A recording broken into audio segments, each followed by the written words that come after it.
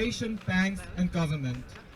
By doing what they are doing, organize ourselves locally, network globally, show solidarity and mobilize. And that is l'année la plus chaude jamais enregistrée sur le globe. En France, elle se classe au deuxième rang, tout juste derrière 2022. Les changements sont généralisés, sont rapides, affectent toutes les régions du monde et ils s'intensifient et c'est désormais un fait établi. L'intégralité, 100% du réchauffement. Pourquoi on le fait? On le fait parce qu'on souhaite se débarrasser du pétrole. Et pour ça, il n'y a pas 36 000 recettes, c'est de promouvoir la sobriété et les énergies renouvelables. Donc nous faisons, je crois, des efforts et nous demandons à nos concitoyens d'en faire.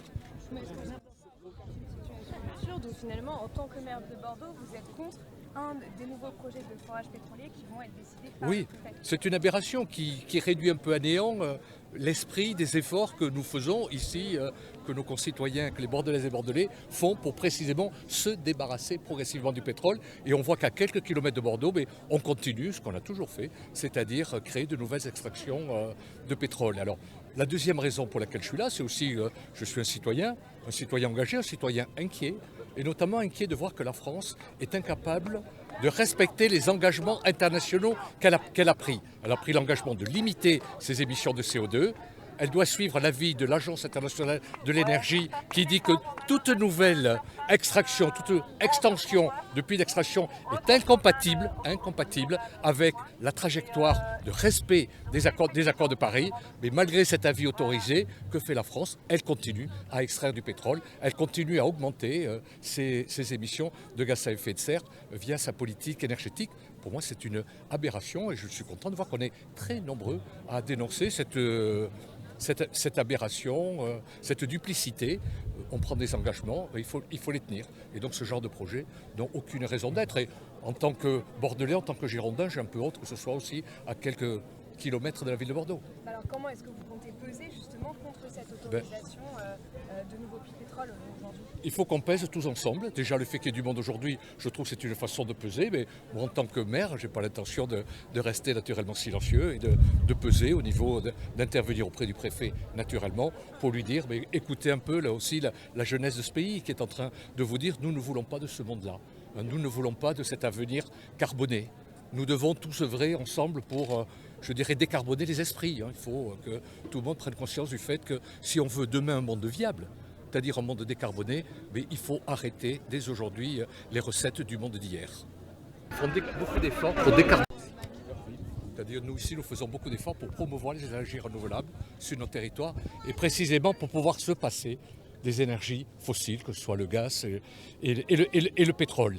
Donc je trouve que nos efforts ne sont pas récompensés si la France continue à extraire des hydrocarbures comme elle le fait depuis trop longtemps. Et puis la deuxième raison, je suis aussi un citoyen engagé, surtout inquiet, de voir que notre pays s'avère incapable de respecter les engagements internationaux qu'il a souscrits. On a pris l'engagement de décarboner notre pays, c'est-à-dire de réduire sérieusement nos émissions de gaz à effet de serre. Ça, c'est l'accord de Paris. On a une agence internationale de l'énergie qui fait autorité, qui nous dit que toute nouvelle création ou extension de puits de pétrole est totalement incompatible avec le respect de la trajectoire exigée par l'accord de Paris. Et bien là, qu'est-ce qu'on fait? On continue sur la mauvaise trajectoire. Donc je pense qu'il faut que de temps en temps les citoyens, je vois les plus jeunes d'entre eux, se lèvent pour dire, écoutez, on ne peut pas continuer comme ça. Ce monde carboné que vous continuez à nous promettre, nous n'en voulons pas. Nous voulons que les efforts que beaucoup d'entre nous font individuellement pour décarboner leurs activités, mais il faut aussi que l'État se donne les moyens de mettre un terme à de vieilles recettes énergétiques qui contribuent tant à nos émissions de gaz à effet de serre. Et quand j'entends dire qu'il vaut mieux extraire du pétrole en France plutôt que de le faire venir de l'étranger, cet argument n'est pas sérieux dans la mesure où les extractions françaises de pétrole représentent à peine 1% de notre consommation. Donc c'est dérisoire, donc raison de plus pour mettre un terme immédiat aux extractions d'énergie fossile sur le territoire de notre pays. Comment vous expliquez cette situation alors qu'il y a une loi qui a été votée que d'ici 2040, il sera interdit de forer en France? Mais c'est que le fait qu'on applique dans ce pays, on n'applique pas les lois,